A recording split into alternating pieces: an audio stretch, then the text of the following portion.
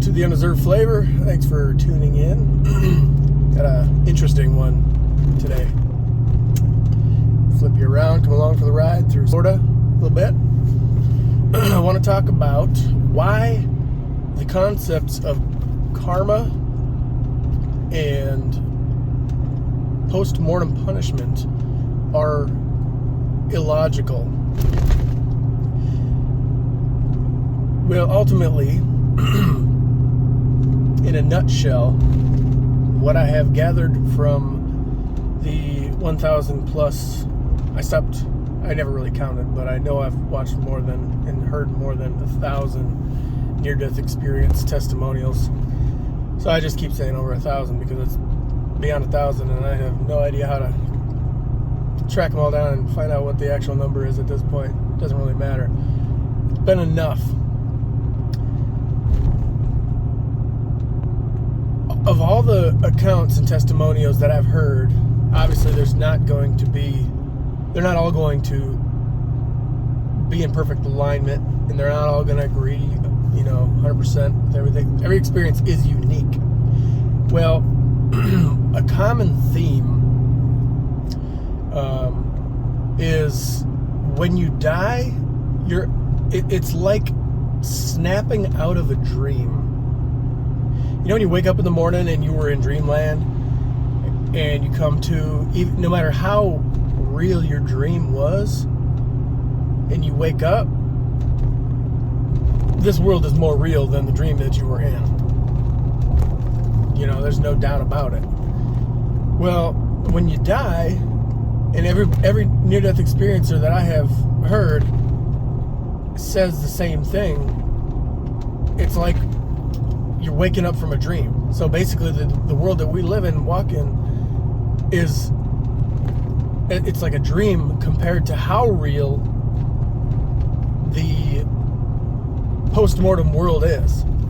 Whatever you want to call it, post-mortem world, whatever you want to call it, the afterlife, whatever. So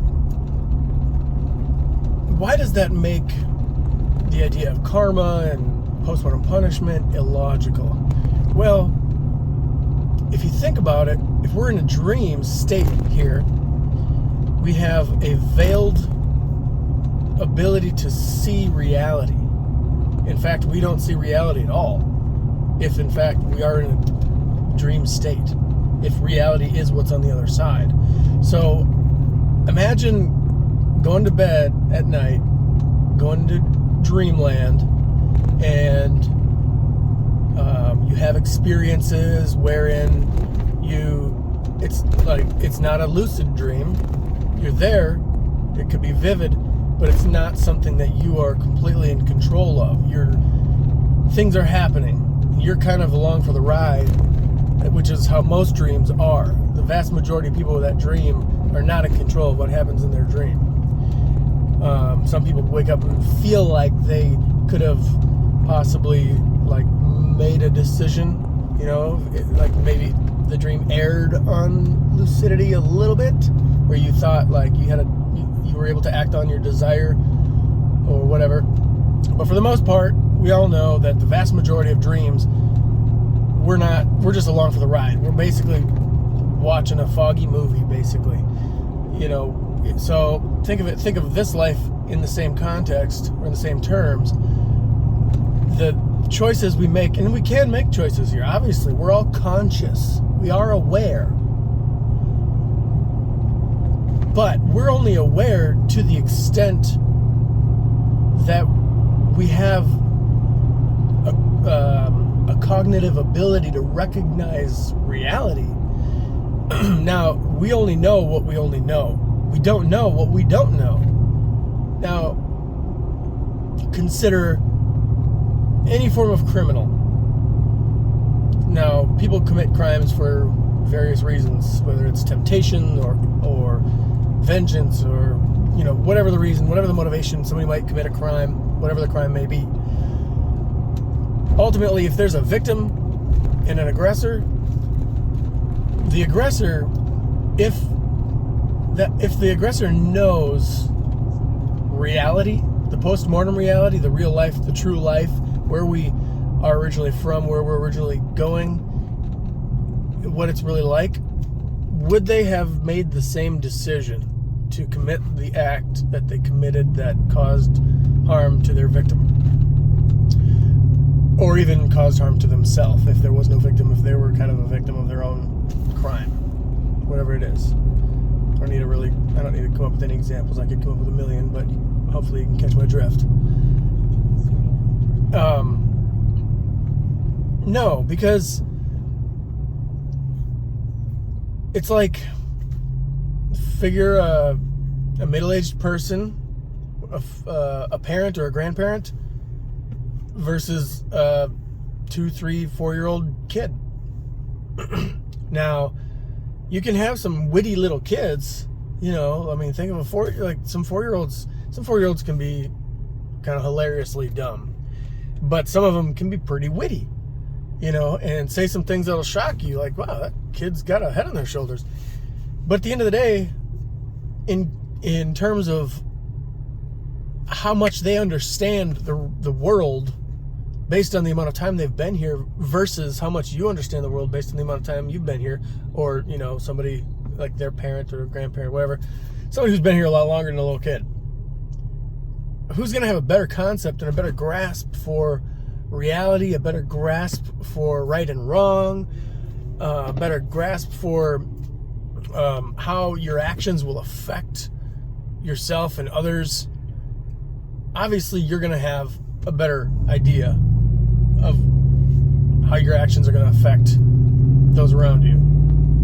A 4-year-old, 3-year-old, 2-year-old, when they're dead set on getting their hands on a certain toy that, you know, another kid is playing with, they're going to grab it and rip it out of their hands without any thoughts about the other kid's emotional well-being. They're going to throw a fit when they can't have it, or they're going to potentially cause pain to the other person in the way that they take it from them by ripping it out of their hands. You know what I mean? So they're doing things that they wouldn't be doing if they're older and they understood the consequences of their actions. So in light of eternity, I don't know if I'm really this is why I didn't want to really draw up analogies, because it doesn't grasp the whole thing. In light of eternity, we don't, like, free will is an absolute joke. It's because it's so incoherent, it's laughable. This whole argument about the fact that we have free will in this life, I mean, if you haven't taken the time to think it all through, it may sound feasible, the idea that we have free will. It may sound logical, but really, in all honesty, when you think about it and you take it to its conclusion, or at least farther along than most people do, it just doesn't. I mean, did you have free will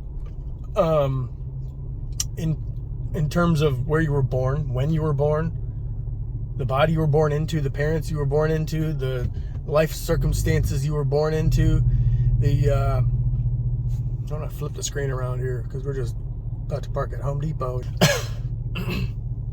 See all that? You can watch me? Well, I guess it doesn't really matter.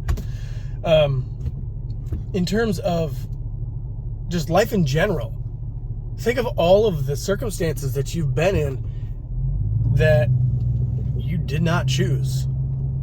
Obviously, there's choices. Obviously, you have the ability to make decisions that will have consequences in life.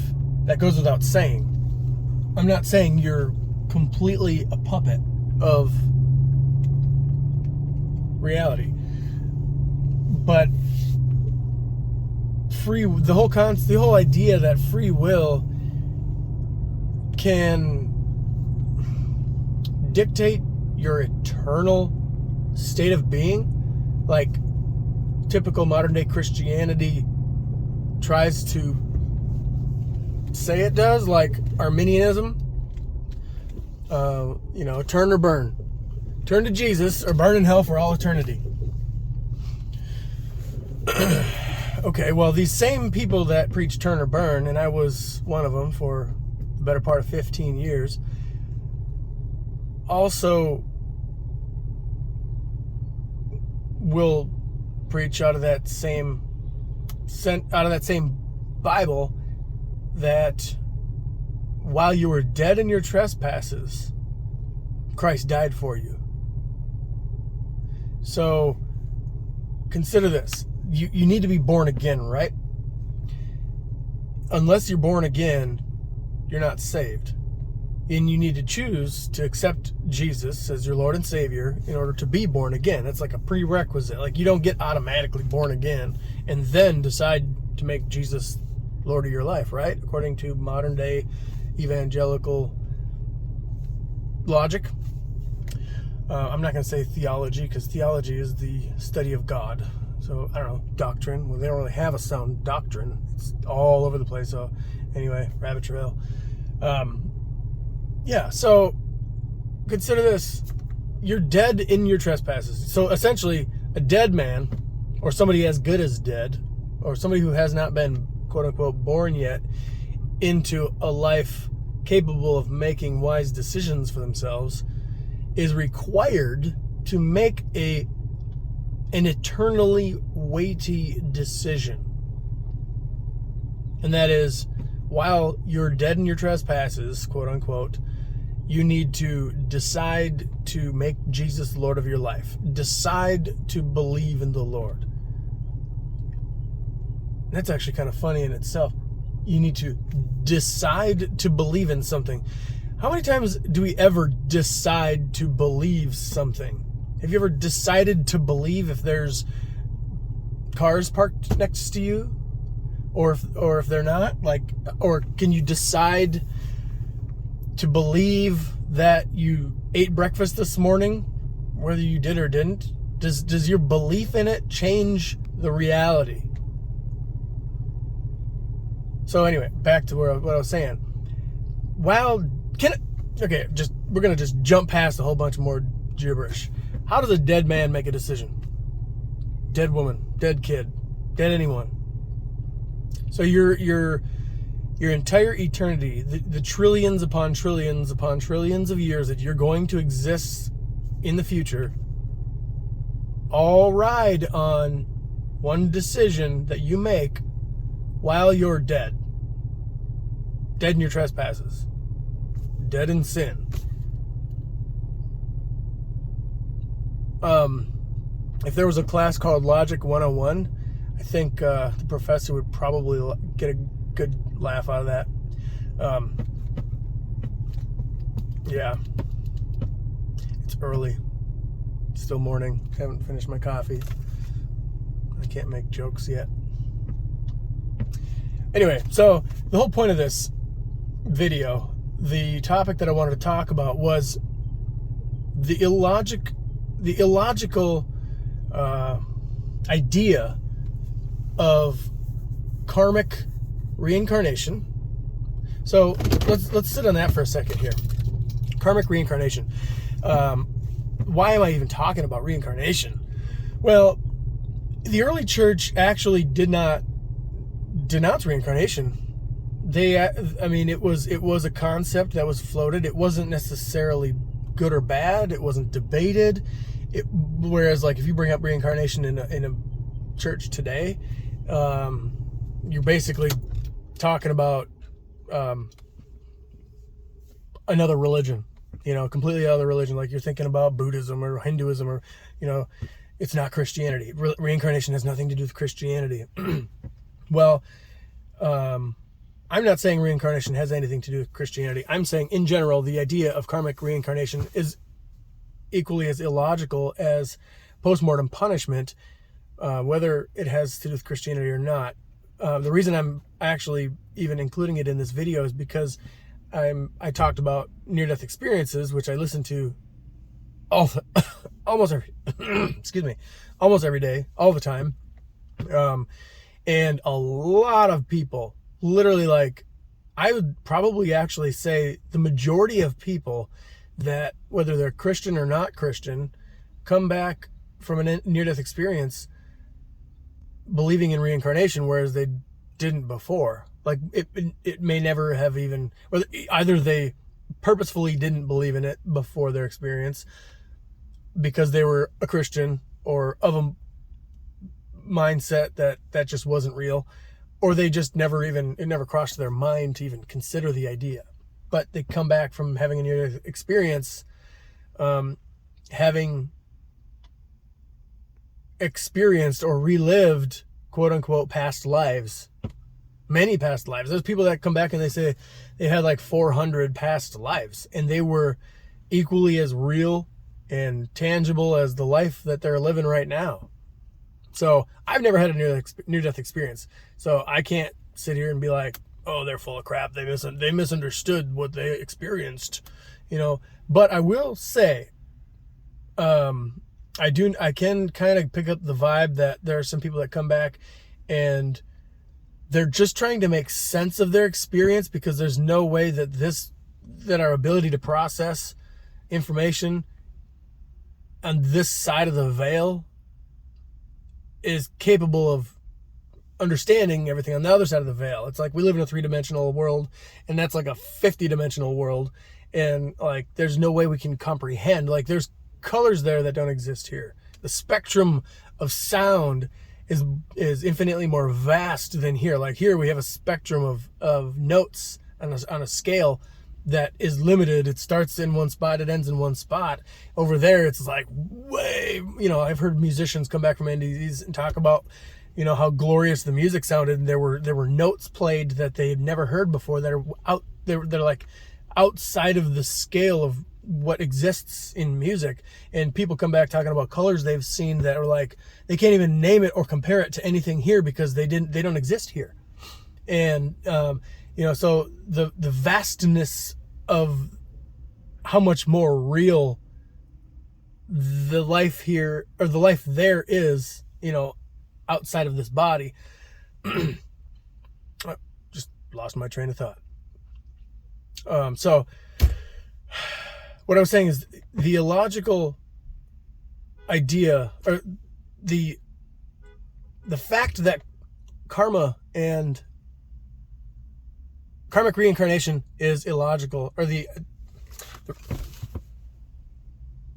I completely lost my train of thought. I don't have rabbit trail, lost it. Anyway, so yeah, the point of the video, the fact that, okay, so I was talking about why I'm even talking about reincarnation. Well, because a lot of NDEers come back having experienced something that not just implied, but it was like they relived past lives. Well, and I was going to say that I have no place in saying, well, they misunderstood themselves or their experience.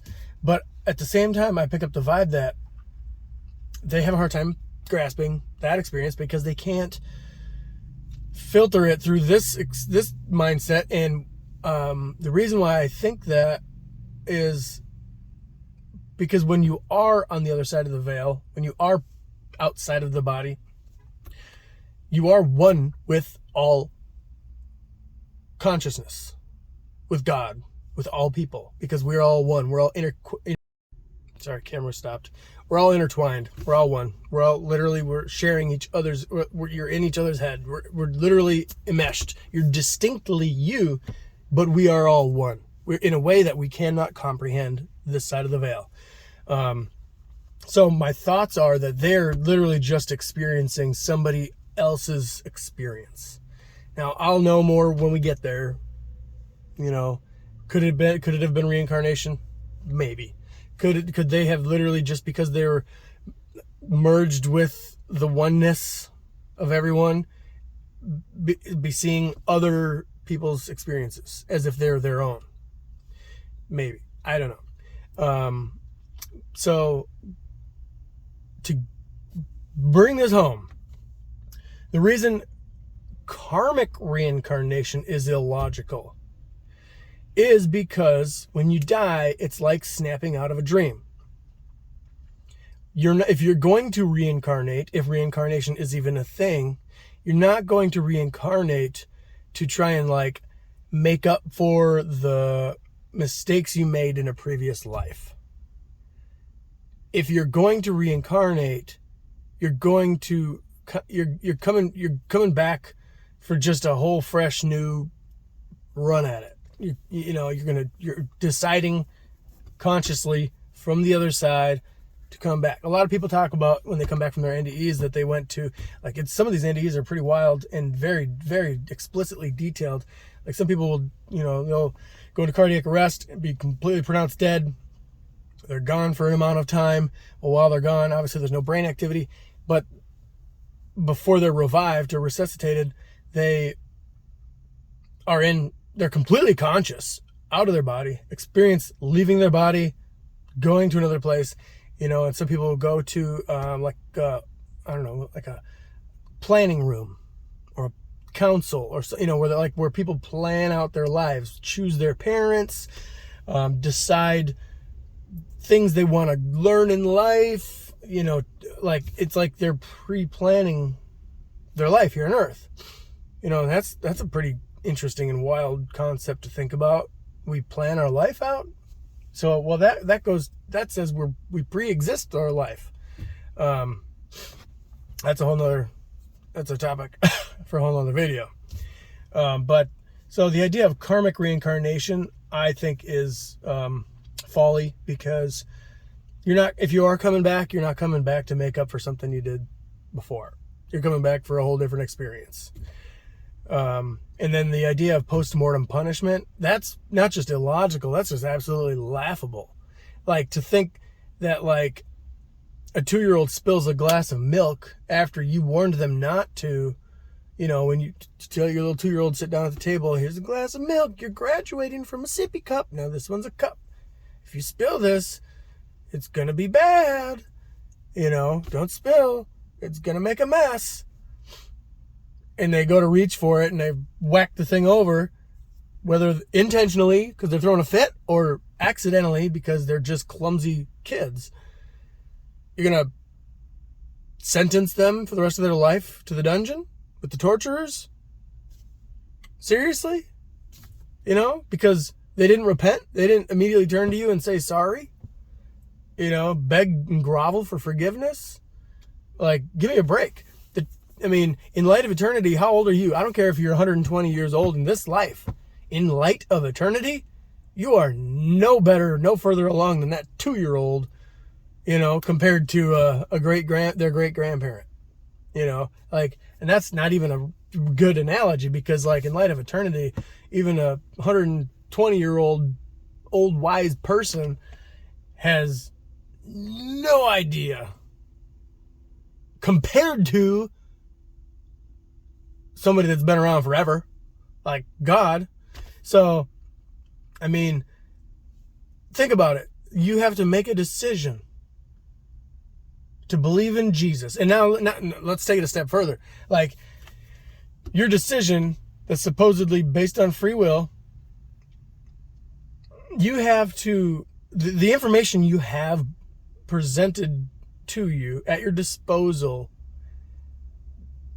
in order to weigh this decision is coming from other human beings. Flawed human beings at that. Like, all have fallen short, right? Like, these are flawed human beings. So the odds that a perfect human being is bringing you the gospel and describing to you what it is you need to believe in order to be eternally saved, and the odds of that person being a good example of someone that should be bringing you that good news, like somebody, like, because, like, when you're walking down the street, if you bring someone the gospel, it's easy for them to make a quick decision if you present it in a really good manner, like if you're a good salesperson. But if they know you personally, and they know your lifestyle, and they know where you're from, they know where you've been, now, two things could happen. They could see maybe you were a former drug addict or criminal or whatever, and then you had an experience, God cleaned you up, and it's a good testimony, so it's like, well, I want that too. Or maybe you're just a regular old preacher who's been a preacher all your life. You're a preacher's kid, and all you've been doing is passing that plate around, asking for money your whole life, Okay, let's use that. Let's use that scenario. You're basically a preacher's kid, and that's all you've been. You've been a preacher your whole life, and you've been telling people they need Jesus. Let's make it a Southern Baptist preacher, fundamentalist. You don't even believe in miracles. You're telling people that they need to believe in Jesus, or they're gonna burn in hell for all eternity. What are the odds that a person off the street that just for whatever reason got invited to that church and showed up, what are the odds that person is going to actually want to make that decision? I mean, the only motivation they're going to have is, oh, I don't want to burn for all eternity. So then they're going to have to decide, do I trust this preacher? Is he being is what he's saying true? So now you're not putting your faith in the reality of Jesus. You're putting your faith in the possibility that what this preacher man is saying about post-mortem hellfire is potentially true. So you're like, well, what do I got to lose? You know, so like, what is your motivation? At the end of the day, the whole point, I was not able to draw up a good analogy and bring that point home the way I wanted to. The point is, like, you have to make a decision, supposedly an eternally weighty decision, based on no good examples, based on complete, faith. Well, not even faith, the lack thereof.